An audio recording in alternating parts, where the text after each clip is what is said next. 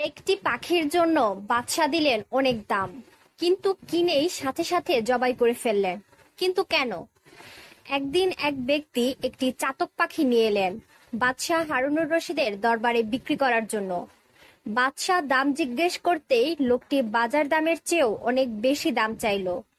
বাদশাহ অবাক হয়ে বললেন, এক পানি এমন পাখির এত দাম কেন? লোকটি বলল, জাহাপনা, এটি সাধারণ পাখি নয়। আমি যখন শিকারে যাই এই পাখিটিকে ফাঁদের পাশে বেঁধে রাখি।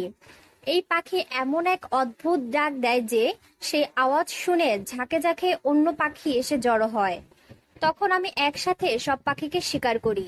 এই পাখিটি আসলে আমার শিকারের সবচেয়ে বড় ফাঁদ। সব কথা শুনে বাদশাহ হারুনুর রশিদ পাখিটিকে তার চাওয়া দামেই কিনলেন। কিন্তু অবাক করার বিষয় হলো, কেনার সাথে সাথেই তিনি পাখিটিকে জবাই করে দিলেন। শিকারী অবাক হয়ে বলল, জাহাপনা, এত দামে কেনা পাখি আপনি জবাই করে দিলেন কেন? তখন বাদশাহ বললেন, যে নিজের স্বজাতিকে ধ্বংস করার জন্য অন্যের দালালি করতে পারে তার পরিণতি এটাই হওয়া উচিত।